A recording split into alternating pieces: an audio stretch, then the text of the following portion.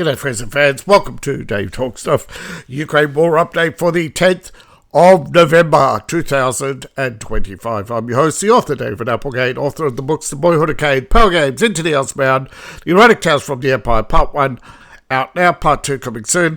Thank you to all those who support the channel. You can support the channel through the links in the link tree. Alright, so the war continues.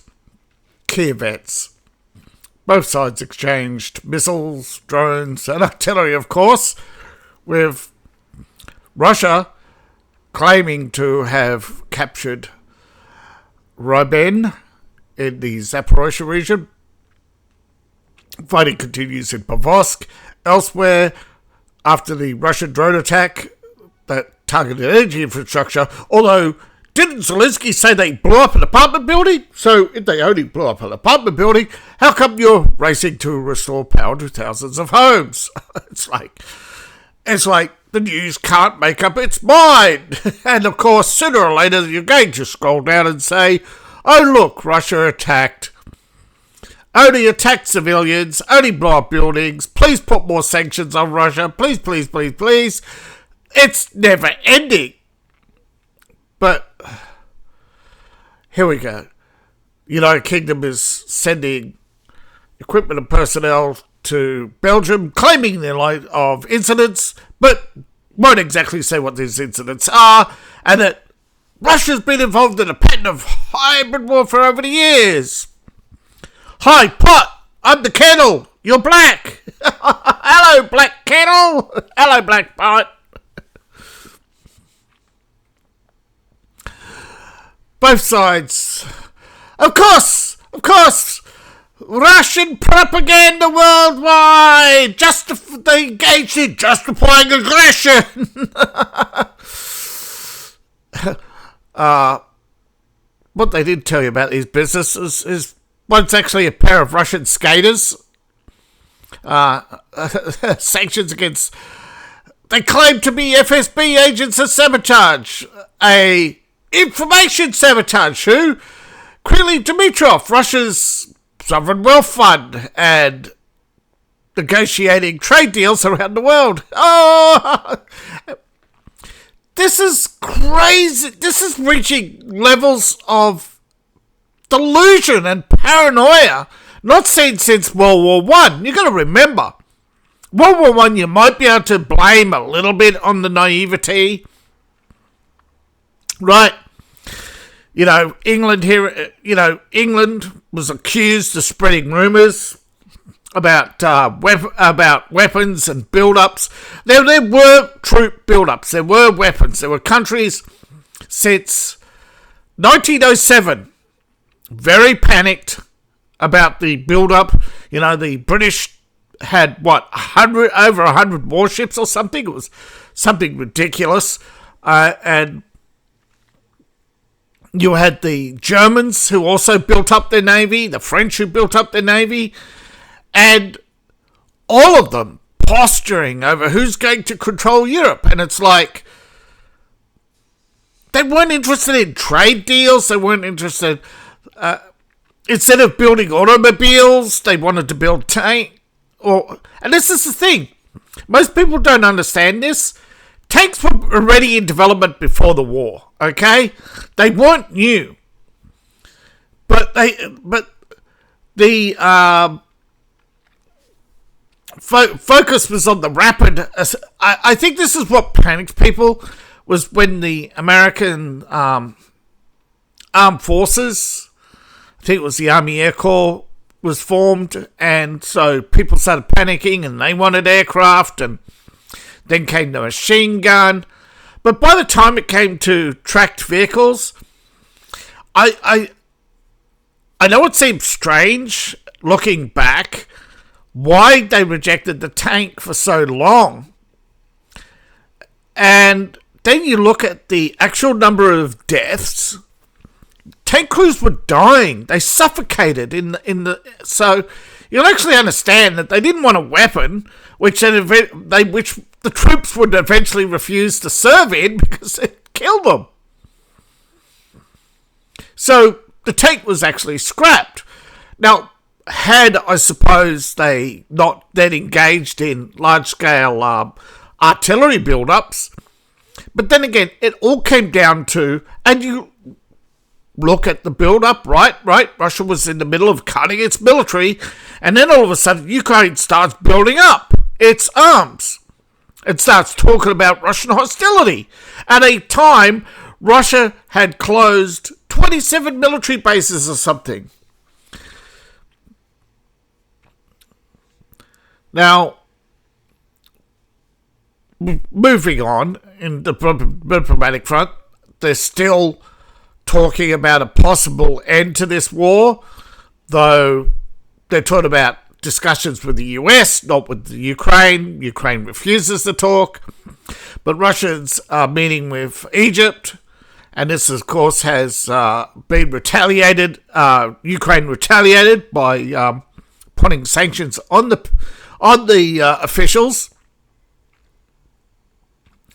But Hungarian Prime Minister Viktor Orban, I think I said President yesterday, Prime Minister Orban, said the United States agreed to provide a financial shield. So, without further explanation, I think this is what it means about the Russian oil and gas, the reason why they need the exemption from sanctions, is that Hungary just doesn't have the money to flip a switch. And they're also facing sanctions from Europe over not flipping over. But Europe has failed to help Hungary in any meaningful way in a long time now. You know, a lot of Eastern European countries have said, you know, after the success of Poland, more Eastern European countries joined the EU thinking they were going to get the same treatment. The problem is the money the EU poured in Poland, no offence Poland, but what you gave in return hasn't even caught up to the so-called investments. This is the problem with foreign investments, in that eventually you run out of other people's money. You run out of things to invest in, and then they start going after private homes, going from you owning cars to fleets of car rentals and stuff like that. And you end up, bike rentals and city infrastructure programs. And you turn what was a success story, Poland, into a Hungary or Lithuania or Estonia, where nothing meaningful has occurred for the people of those countries. Now, Poland, on the other hand, I think, being a slightly larger country with already a more stable economy, being closer to Germany, and and I think people underestimate also the money it took to rebuild these economies. So I know a lot of people are mocking that America's not America first because they're providing money to Argentina, money to all these other countries. But these countries are trying to rebuild their economies after decades of waste.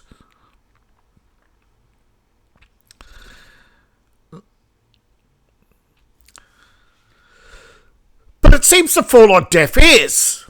And I'm not saying that all military spending is waste, but when you've got such a large military, that is money, right? That is manpower that is not productive to the broader economy.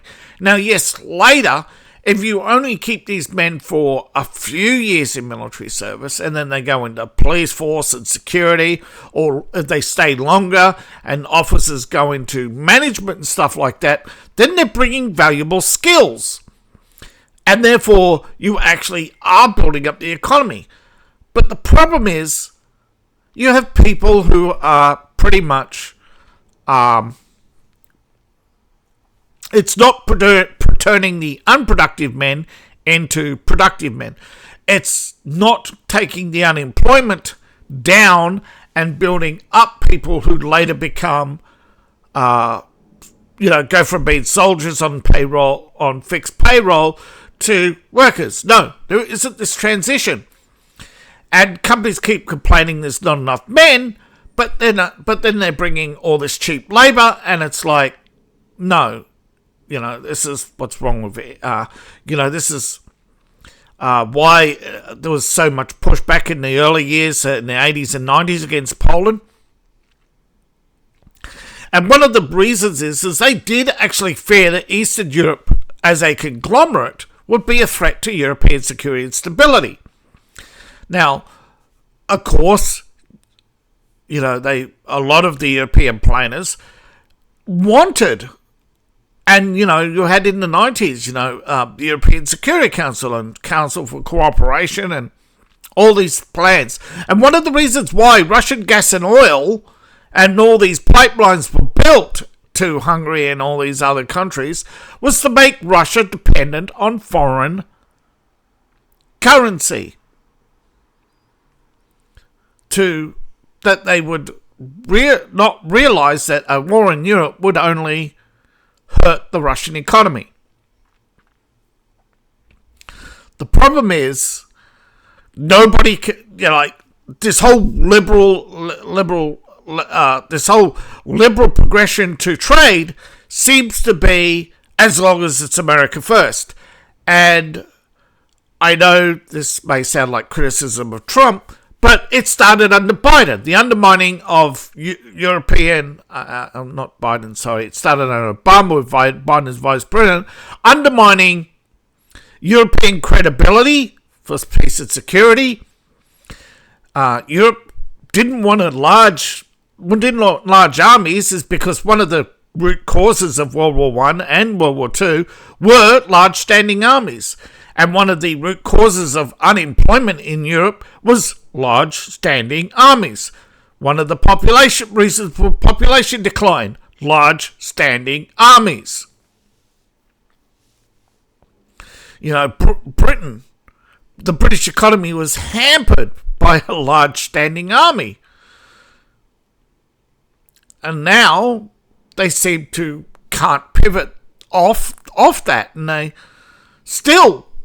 say, oh no, we've got to increase our armed services. And yeah, a lot of people are worried that the armed forces of the UK is too small. And yeah, you do go the opposite direction.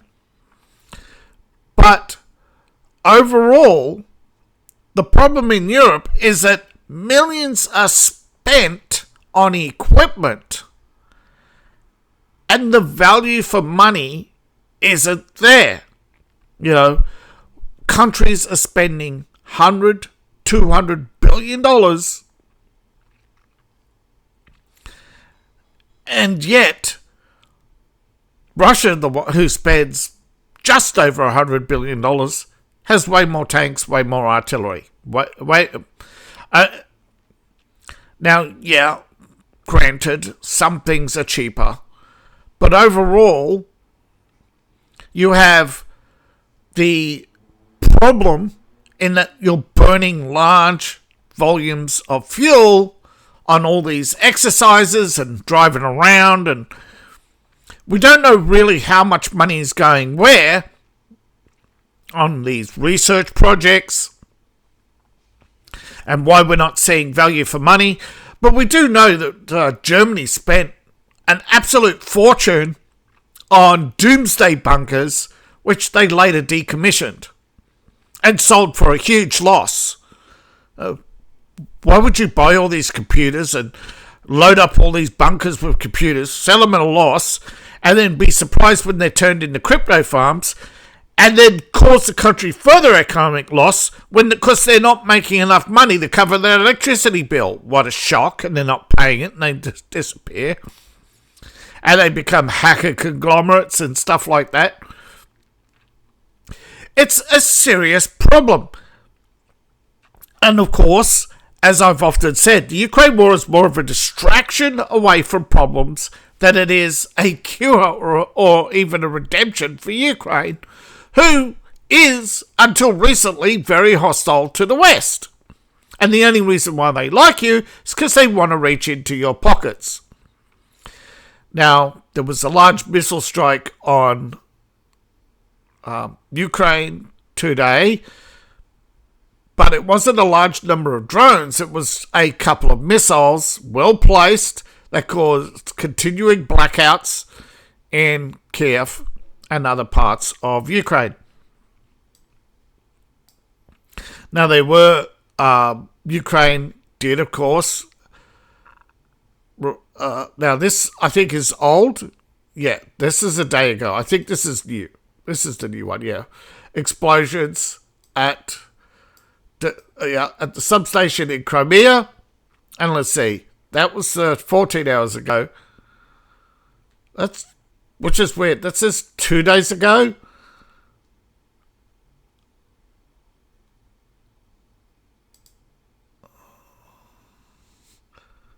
That's odd.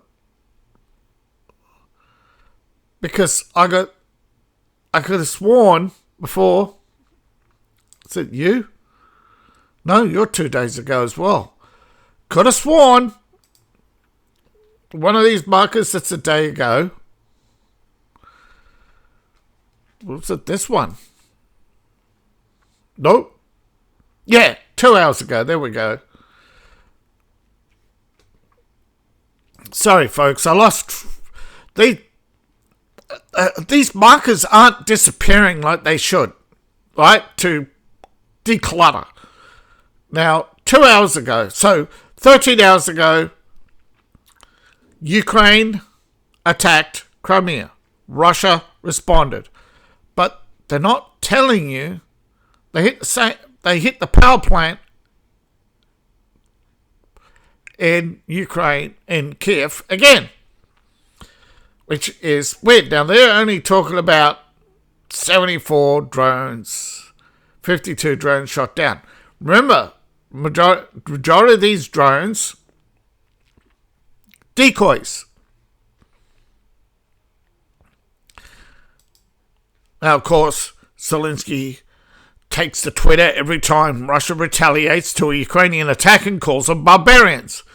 But this time, he's apparently engaged in some theatrics, having a tantrum in a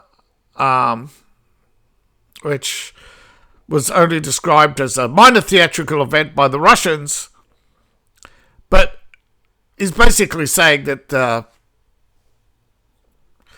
scriptwriters have run out of ideas, and they've actually given away that they know where Zelensky is, in a bunker in Kiev, provided by Biden. And then now, what happened? Russia crippled the power to Zelensky's bunker. This is obviously, we're getting closer to endgame if they're doing that, aren't they? If they're revealing they know where Zelensky's bunker is, and they blacked it out to prove it, I think that's the biggest pressure. Now, I don't know, it's how many of you are psych majors, or even if any of you are, but a lot of people have heard those who scream the loudest. Now, it's not a very well explained phenomenon. But, you know, the guilty, those who scream the loudest, are often the ones with the most to hide. Now, Zelensky's having a tantrum, calling the Guardian and demanding they put pressure on the British Prime Minister to provide more arms and equipment, which is weird because the majority of Ukraine's air defense apparently actually comes from Germany. But is it actually from Germany, or is it paid for by Britain and provided by Germany? Now, this isn't just Iris T's, which we haven't heard from much lately, but they are using the Gepard. Now, the Gepard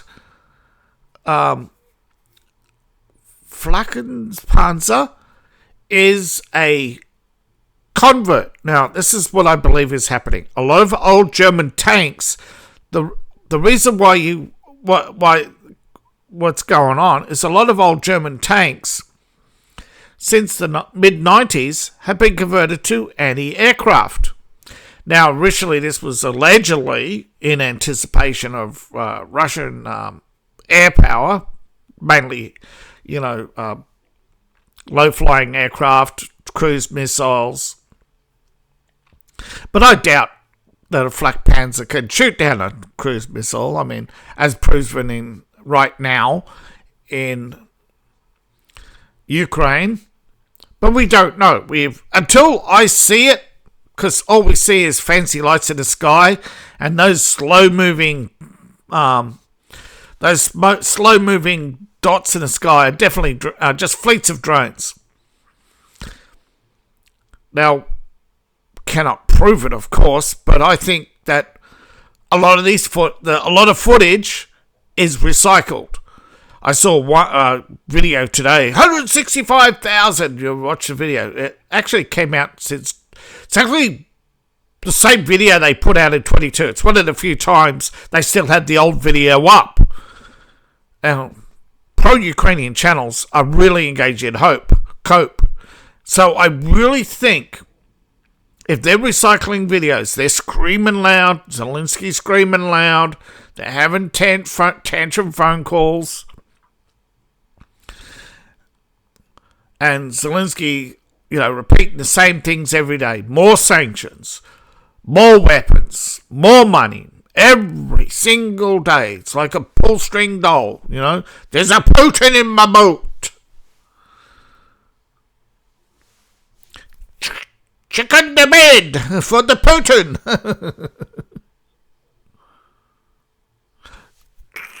Once again, I ask you to start World War III.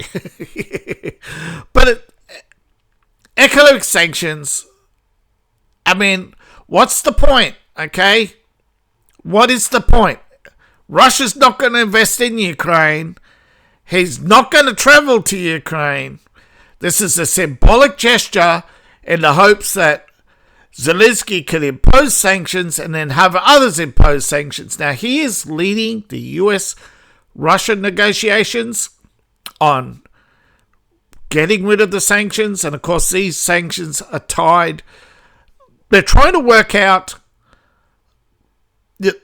what Russia could do to get these sanctions lifted, because we don't know what else they're asking for, okay? We don't know what the Russians are asking for.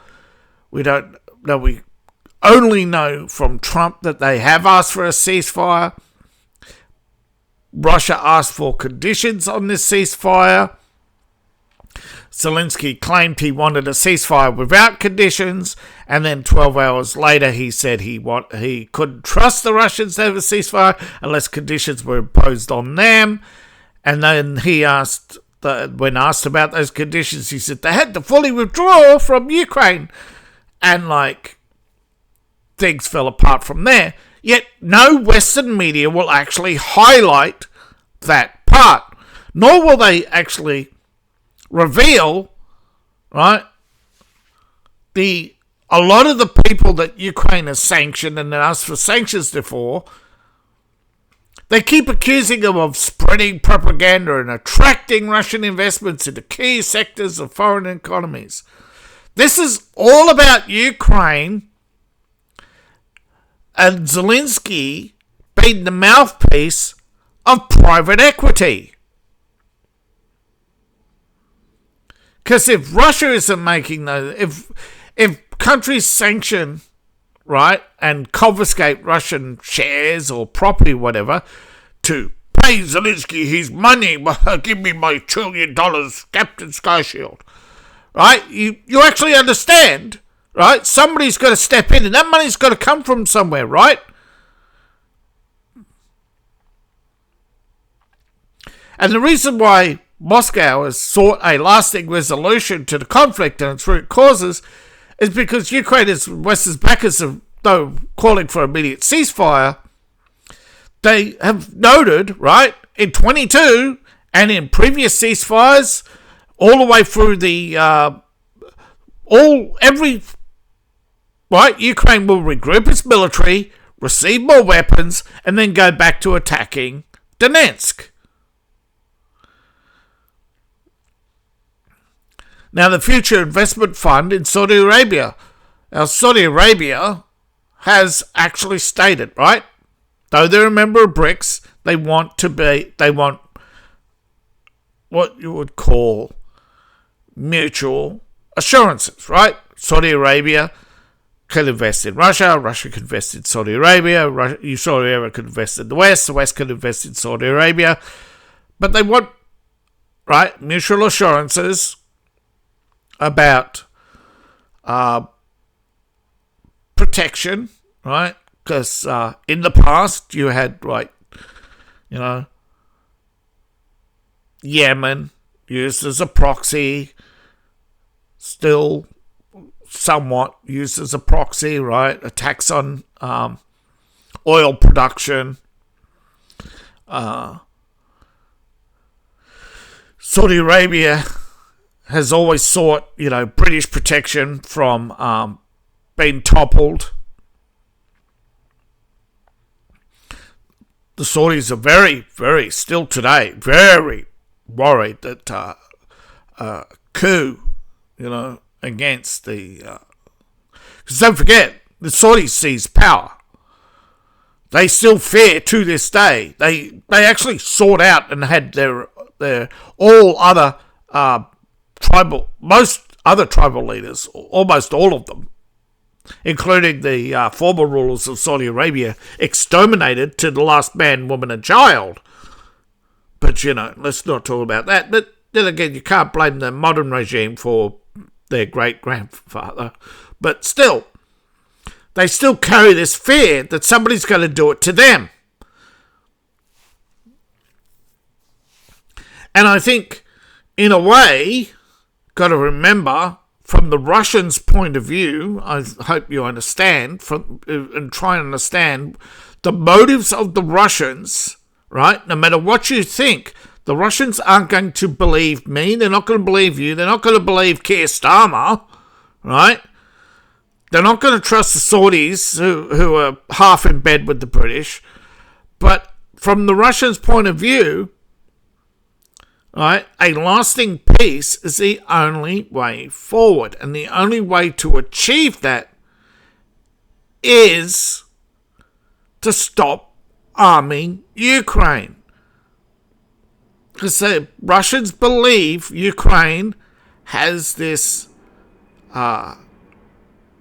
deep-seated hatred, this festering wound from World War II, and that they want to rewrite history of World War II to make themselves the victims of Russian aggression. This is somehow the only way for national healing from communism. Yet Ukraine had a revolution, not once, not twice. They had multiple revolutions. They had some of the worst offenders for crimes against humanity on both the fascist, the communist side. You had the KGB in 1932, led by a Ukrainian Jew who slaughtered 1 million people before himself being purged by the Ukrainian leadership. Even Stalin called him up and said, "Whoa, bro, you've gone too far." And this is why ending the Ukraine war is so important. But Zelensky doesn't want to do that. Now, anybody remember the fall of Stalingrad? Now, when the Germans attacked Stalingrad, the Russian army was around half its size. Most of its men were still in the Far East. Most of them hadn't even received rifles yet. American were losing about half the ships. So the Atlantic Fleet wasn't fully stocked. So they had a haphazard, repainted British aircraft, half-finished tanks that still needed Russian guns.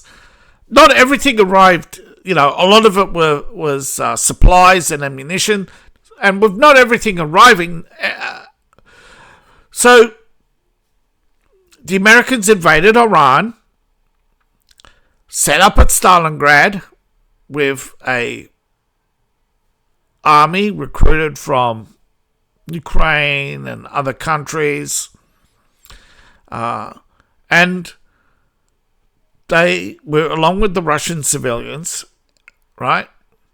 Now, despite knowing, right, that eventually, when the German army went into Stalingrad, they outnumbered the Russians. But eventually they were surrounded and outnumbered. So what did the Germans do? Well, before they were surrounded, they said, let's fall back to a stronger position. The Nazis said, no, we need you to buy us time so we can build this wall. Well, see, the generals thought that this wall was already built when they went into... When they launched Barbarossa, they thought a series of walls and fortresses and camps and recruitment was all going to fill in behind them. I forget his name, was it Stommer or something? Said, if we don't recruit, if we don't build up our numbers, right, we're going to lose by 42. And he was right. The only thing is that had the Russia had American ships, more American ships arrived in Russia, and had the winter not been so severe, because don't forget, it didn't take its toll on Germans. It took its toll on Russians too, okay? The Russians the Russians also were held back by German defences, even though they were incomplete. The German guns were keeping the Russians back, and the Russians were losing, 2-1. They were losing just sheer numbers was the only thing driving them forward, but they were losing a lot of men. So this is why they don't want to lose Pavlovsk or abandon Pavlovsk, because they think, right, we'll hold the Russian army, we'll grind them down, right, and we'll buy time to build defences in other towns. But the thing is, should have had them already, so that you could fall back to those defensive positions. It's like when... And you've got to remember, right, allegedly, Ukraine built all these bunkers since 91. Ukraine has been building for a war since 91. So you can't say this is Putin's aggression because he came into power. Nothing seems to make sense unless you stand back and say this is all to plan, right? So the whole idea is, and you go back to the war that the Germans were told, don't give up Stalingrad, just hold on for a little bit longer, buy some time. We'll drop some supplies on you. Never happened. After 6 weeks of waiting, when supplies finally ran out. But you can't really compare, okay? Because there was 2 million men in Stalingrad, and we're talking here about, well, we don't know. It could be 100, 200, maybe 1,000. We don't know how many are still trapped in Pavlovsk. We know some got out. Now, I think this is more symbolic, but apparently he has tried to funnel waves of troops into the meat grinder to try and push the Russians back. Now, yes, first off, the Russian army can advance, right? You look at Pavlovsk. Now, the Russians have made only small gains here in the west, nowhere else, right? The Russians haven't advanced in Pavlovsk. Right? They're still fighting here and there, right? The main line still open, sort of, still from here down into here, right? You see the road zigzags through the countryside. They come down this road here and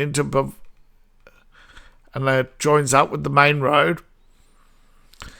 Still, 90% of the Ukrainian army is, it's foggy, it's cold, but it's not yet bogged down, right? 90% of the Ukrainian army is still free to roam most of Ukraine. So it's not quite like World War II, because at And the reason why the Germans didn't want to give up on Stalingrad was fuel, okay? They didn't have enough fuel for the retreat, and they needed the fuel at Stalingrad to fuel the army. The Russians had overextended, but so had the Germans, and the Germans had overextended by 200 kilometers. Which is why every time the Russians advanced in World War II, after that, they would stop, wait for the fuel, and to this day, they're still doing that. They're still, right, cautious and optimistic. Otherwise, they would put 1 million men into Ukraine, overrun these positions, but they are worried it will trigger a bigger army coming, and then it'll be further escalation. Most of Russia's actions in Ukraine are escalation management. They could overrun Pavlovsk.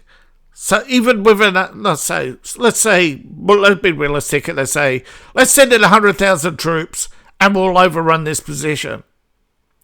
The problem with overrunning positions is that you got to deal with the civilians. You got to deal with, so they're trying to push everything back, right? And they're making sure that they have the minimum amount of hassles when the city falls to them. Vital military hub, that's gone, okay? Yes, it was a vital hub. It was the corner. But there's this main line here, right? It was all set, right? It was all set up believing the Russians would come through here, right? Be stopped here. And they couldn't, and that the Ukrainians through here, all the way to Donetsk. Pavlovsk is just the center, okay, of a complex line of roads and rail and defense. But it goes all the way to Donetsk. And since they've lost 4 positions, 1, 2, 3 major positions, or 4 if you count Savenko and now Pavlovsk, the third line of defense is already compromised. Pavlovsk is no longer and hasn't been a key hub for Ukraine since the fall of Donetsk. It's only been but this is what it's all about, is buying time, right? Buying time for Ukraine to convince others to send another 50, 60,000, 75,000. And they now got this false hope because the British have sent drone experts and that. So they're increasing the amount of training, not in the UK, but they've sent the UK drone experts and that to Brussels. Why? They've got something.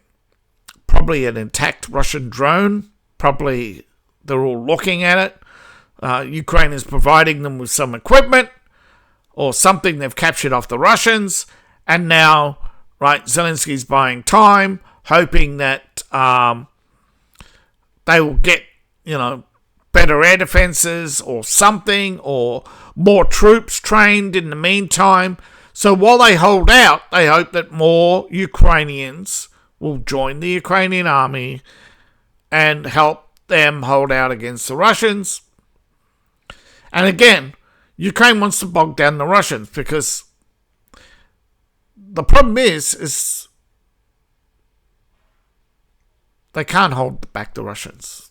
The Russians have broken through their lines already.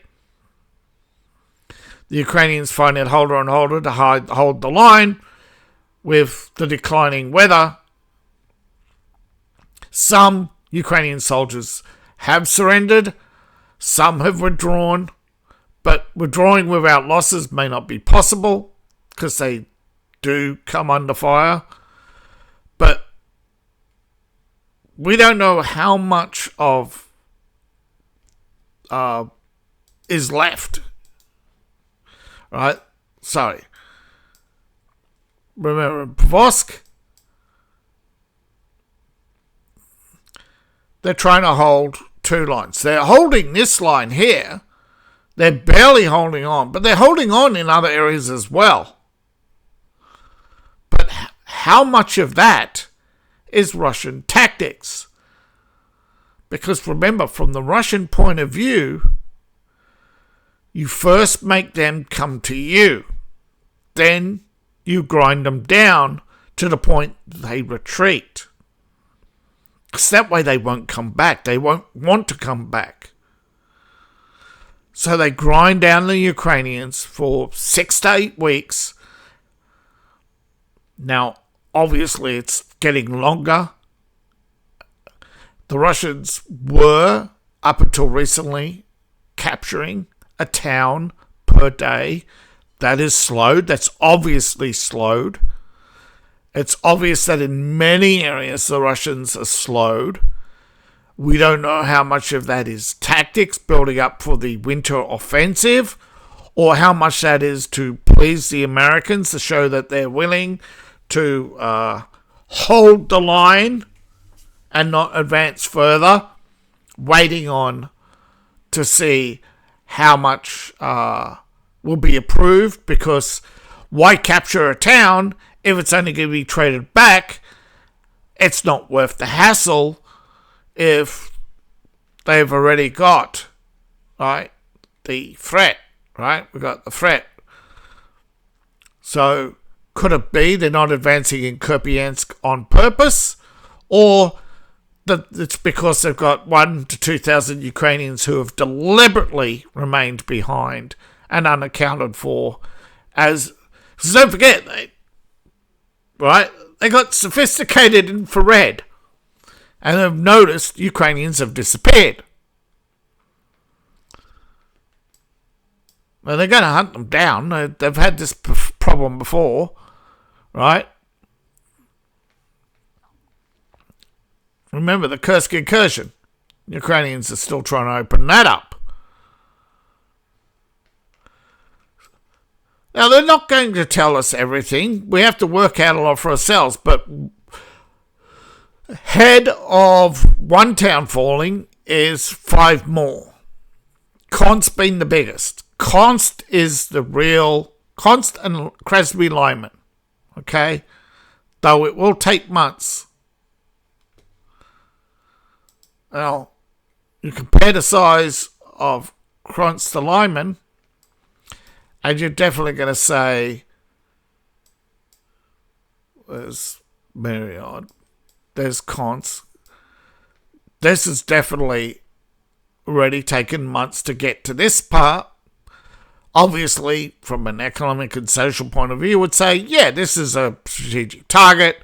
This falls, the rest of it wears down the rest of this, and it heads, 15% of up to 15% of the map, Lyman and Krons. But see, the Lyman area, that's a huge forestry, mining, everything. So you're definitely going to say, and I know it's strange, but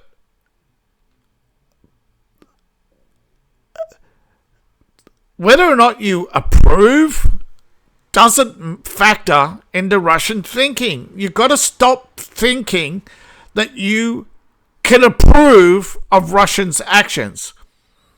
Because from the Russians' point of view, they're just going to point to Hawaii, Korea, Japan, the war in Vietnam, the war in Iraq, the war over Kuwait, wars in Africa, until there is some reasonable truth-telling, right? Now, I'm not saying that Russia is not engaged in conquest of eastern Ukraine solely for the residents of eastern Ukraine. But I would say it's around 50 to 60% of the reason why Russia supports the war, Putin's. But Putin didn't set out. Remember, Putin had economic cooperation with Ukraine. It's Ukraine that backstabbed Russia. It's Ukraine that attacked ethnic Russians. It's Ukraine urged by China to break neutrality.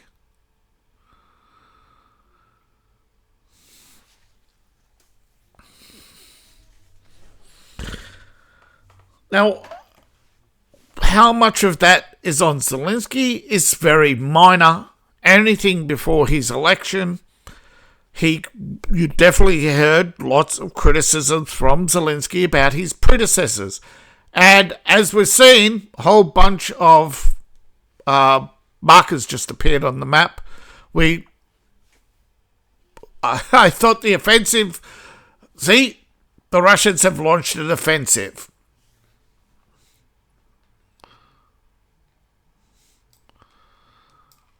They're going to go around Seversk by the looks of it. They're going to come up to draw off Ukrainians from the front. Same here. Going to draw off. They got on the offensive here. They got on the offensive here, here, and here. Look at that. The Russians have made advances. The Russians have pushed through broken the Ukrainian lines, and are headed for Hurlapol. This is as recording. As in the last hour, the Russians have broken the Ukrainian lines. Now, short time before I started recording, this video appeared claiming to be a Kids Hour strike on Kiev.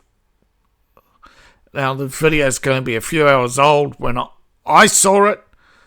So it's going to be about 6 to 8 hours old when you see it. Sometime in the late evening, Ukrainian time. Now, Ukraine air alert went off and all the lights come off, but people in the traffic were still headed home. Now, parts of Ukraine still have a functional economy, particularly with agriculture. Lots of people in the cities are driving out to the countryside to work, to get food, they get fresh water. But when the air sirens went off, there's bollards, as you can see, all through the towns, cutting off roads. When there's air offense alerts, nothing. They continue driving. But you can see, the highway's got bollards and roadblocks. And they're diverting. Now, recently, I saw a video on the Kabard, and apparently they first arrived in 22. These are air defense tanks. They showed off again in 23. Now, and apparently another batch just arrived, but when looking at the video, I did wonder that the Ukraine looked a little too green and the weather was too bright, so I checked, found it was actually from February 6th. Again, recycling the same videos. Why are people supporting pro-Ukrainian channels when they're ripping off, and I guess the Germans or the Finnish, they don't care because it's pro-Ukrainian. If I did it, they would piss on me because I'm not, polishing, Zelensky's Oscar. I'm not glorifying Putin either. I'm more likely to be arrested by Putin than Zelensky at this moment, right? But I'm not criticizing either side. I'm saying they both, in their minds, feel justified in what they're doing, and that the West will never see Zelensky other than a hero until the end. right? Eventually, the majority of people in the West will eventually have their say and definitely start turning against these pro-Ukrainian politicians. Because sooner or later, you're going to realize that they will keep lying to you, that they will keep trying to send you to war so they can get more kickbacks from the defense contractors. We heard recently, European Parliament, football tickets. Your life is worth a fucking football ticket. Mind you, it's $1,000 box, but that's it. For a couple of hours in a fancy corporate box, they're willing to send more money to Ukraine for a corporate box ticket. Ursula von der Leyen, of course, and her political donations. But okay, the Gepard is actually a Cold War era vehicle. It has twin 35s. Now, these are highly effective. They are radar guided. They could shoot down drones. They were built originally to shoot down early Russian cruise missiles.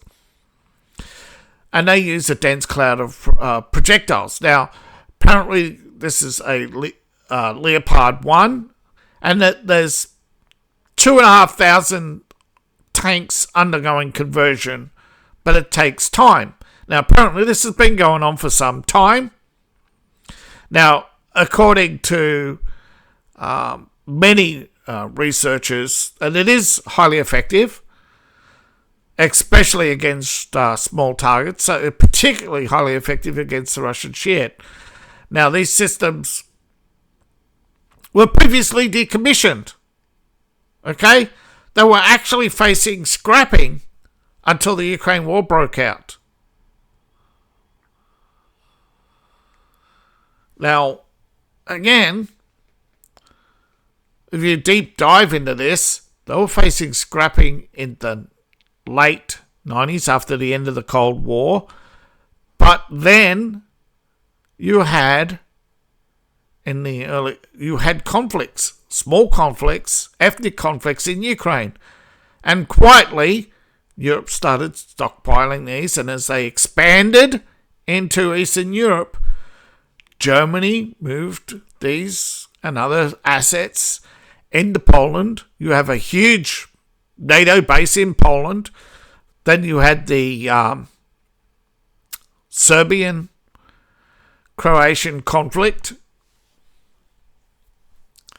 And I think this is all reminiscent of the small conflicts that led up to, the various conflicts, not just the Greece or South Africa, but various conflicts around the world, which were all test runs to convince the public that there's a greater enemy that must be defeated at any price. But when asked recently, British veterans, was the price worth it, they said no. They pointed to the fact that these regimes would have collapsed had we just waited them out. And millions would be alive today. And they're right.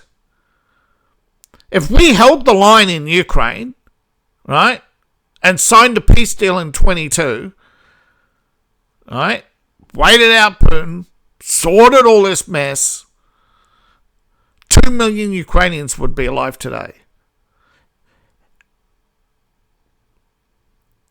Held the line, right? Let Russia and Germany fight it out. And then draw the line, right? Draw the line. The Russians, because the Russians couldn't go to war, right? Right? Could not go to war against Western Europe without American arms. Okay? Russia didn't have and American bombers are ready, but showing. It would have been a lot cleaner, a lot less deaths, and as Stoltenberg, I forget his name. I'm trying to think of it. He was the youngest of the there was a group of men, about 12 of them put together, to create the strategy for World War II in 1921, by the way. And by 1943, he said, it's over. Time to make peace. Sacrifice France, sign a neutrality with England, give up Norway, take the Churchill deal. This is all rumor, all speculation. There's no formal document anywhere that says there was ever such a deal. But there are people who've come up now and again and suggested that several people in German high command were in Sweden trying to make a deal that would have ended the war. And there were many German leaders who were quite willing to hand over Himmler, Hitler, Goebbels, and be done with it. Now, they would have gone to exile. They wouldn't have been executed. And this wasn't enough, though, for the... but there were those, particularly in America, who wanted absolute victory, crushed them, because they already had the nuclear bomb, right? They were just waiting for an opportunity. They were worried, however, they weren't the only ones. So there was lots of delays, and a lot of people right now are worried the same thing's happening again, right? America's sitting on this super weapon, whatever it is, space laser, Thor's hammer has been thrown around a few times. That's basically a hypersonic projectile launched in orbit, strike anywhere in the world, anywhere, anytime, basically, hit the ground at such a pace, basically buckles the planet, creates a huge earthquake, total devastation for hundreds of miles. There's various rumors. But ultimately, end of the day, many people are now worried that we have been set up for World War III. We have the same thing again. Republican government, Democrats trying to undermine the economy, talk down the economy, crash the economy. Then they take over, blame the economic crash on the Republicans, even though the Democrats started the Great Depression. They always claim victimhood. They always claim, but Republicans this. But at the end of the day, right? Biden Obama doubled the American debt, planned all these warships for a war that Obama only 6 months earlier told Romney was never going to happen. Never. The 90s called. They want their foreign policy back, Obama said. Then all of a sudden, Obama's ordering these warships. Now, and then again, he's also talking about how, there's no confrontation with China. It's always misdirection is what I'm looking for. But it's all Cold War era politics all over again. Scare the public with the fear of a global annihilation unless we act. And this isn't the criticism of Trump. He inherited this mess, and it has to be unraveled. I think Xi isn't in a good position. I think Xi, like most communist leaders, right, are past their expiry date, and they know it, right? A lot of leaders, their power is when they have power when they first get into office. But the longer they're there, the more the bureaucracy learns to push back. And eventually, you're at your desk like Biden, you got 24 bureaucrats all staring at you, and he says, fuck this, use the auto pen, I'm going to the beach for 2 weeks. You know what I mean? You've seen it. And once you've seen it, you can't unsee it. And once you see, right, Xi Jinping wearing lifts, Xi Jinping, laughing and understanding perfect English, although he could have had a translator, on an earpiece. But the deliberate leaks about, China working on organ transplants to stay alive forever and stuff like that. or 3D printed hearts and all this other stuff. Again, it's all distraction. Ukraine is 50% economic, 50% geopolitics, and had, I think, going into 22, Zelensky kept his word, it would have seen 2 million Ukrainians alive. Now, we got a chance to save 40, 50 million. Humanity can't afford another war. Elon has talked about it. Others have talked about it. The next pandemic, the next crisis could tip. We got lucky that COVID immunity kicked in, but it wasn't the jab. They won't admit it. They'll never admit. Right? It's the same with polio. They'll never admit that polio was already in decline before the jab came out. They're never going to admit that smallpox was in decline before the jab came out. Because these companies make too much money. People are so afraid. Right? And yeah, I do. If it was me, I've had various jabs. I had the smallpox jab when I was a little kid. I think it was the last year they did it,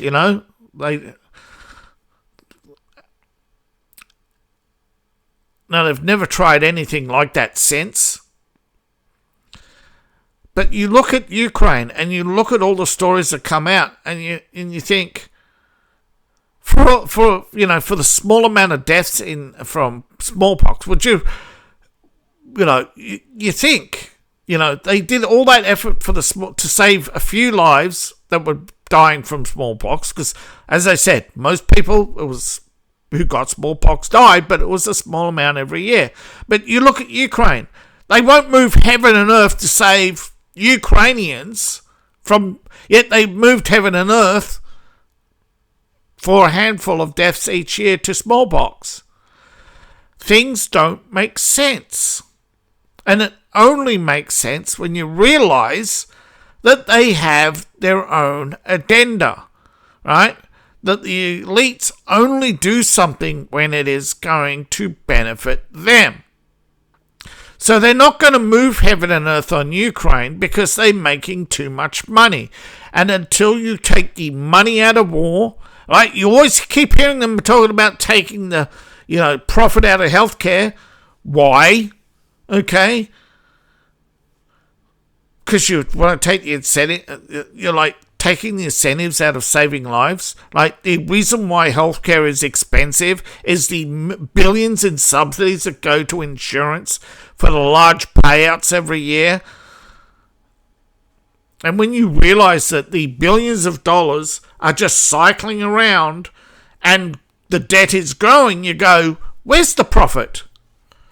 How are these companies making a profit? They're not. Otherwise, the US wouldn't be in such debt. Same with China. Same with Russia. Right? All these big corporations are too big.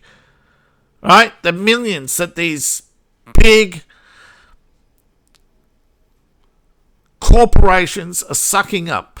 It was recently revealed today that they're spending $10 million a day on security for some of these CEOs. Now, I get it. We need to do better.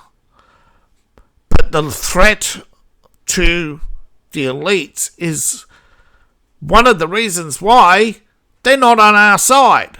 Okay? As long as we cannot do anything about the threat to their lives, they're not going to do anything about the threats to our lives. So, whether or not Germany is making profit off this war is going to be irrelevant.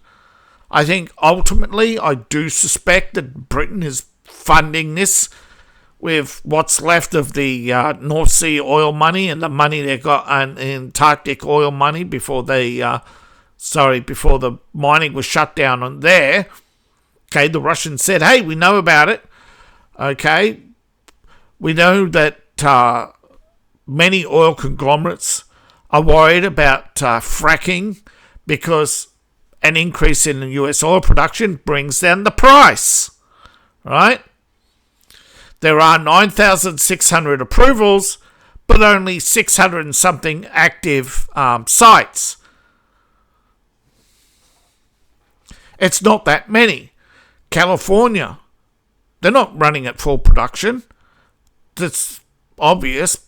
And they're taught about cutting production. Why do they want to cut production of oil consumption in California? So they could sell what they have at a lower price, but to stop inflation in California, they thought they'd switch to electric. The problem is California can't produce enough electricity, yet supposedly renewables are going to power the earth by 35. Yet California can't do it now.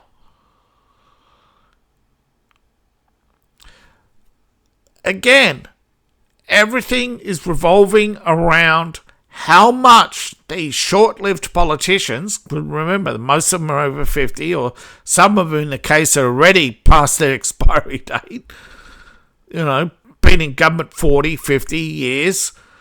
They are just basically, and I don't know how it works, but a lot of them still have these huge so-called election war chests. Where's that money go? If somebody can tell me what happens to all this donated money to political campaigns, like why is Mondami wanting all this money donated? Why did it, why are they complaining? You hear Adam Schiff saying, oh, Trump's getting all these donations, it's corruption. But wait, didn't you get all these donations from Pfizer? So are you admitting that these donations from Pfizer are corruption, Adam Schiff? Is this all projection? I mean, psychologically speaking, a lot of things said about Ukraine is projection. Whether or not you believe me is another thing. But we just look at the map and say, it's clear as mud. Right now, the Russians have just made a breakthrough and are now hitting Temvel and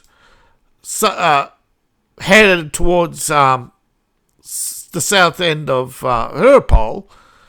So that's going to be, and it's not breaking news anywhere else. How many more countries, how many more wars before, and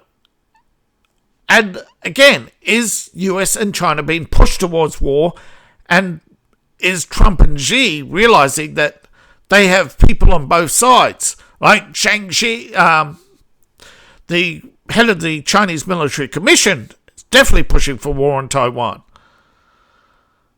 Well, if Xi wanted war, you think there would be war. Especially if Xi had all this power, as they claim. So, clearly, China doesn't want to go to war against Taiwan. But, of course, why are we still preparing for war then? Because I think there are people on both sides and there's still a lot of mistrust. And until we can unravel this situation in Ukraine, I think we're all still in great danger. And again, the danger comes from the people who are against Trump because they want to blame everything on Trump. So going forward in the future, they can say, you vote for Republicans, you vote for war with China or war with Russia. But wait, if Trump's a Putin bot, how come we don't have a war? So once you try to break things down logically, you can see you're being played, or they're attempting to play us. But the majority out there are sitting there watching pro-Ukrainian channels, getting recommended pro-Ukrainian channels. YouTube's got their thumb on the scales, and I need your help to break the algorithms. Now, like, share and subscribe. Support the channel through Ko-Fi, Patreon, buy my books, buy my merch. Thank you for your help. I really appreciate it. All my links are in the link tree description below in my profile, or scan the QR code on the screen right now. Thank you. See you in the next video. Bye for now.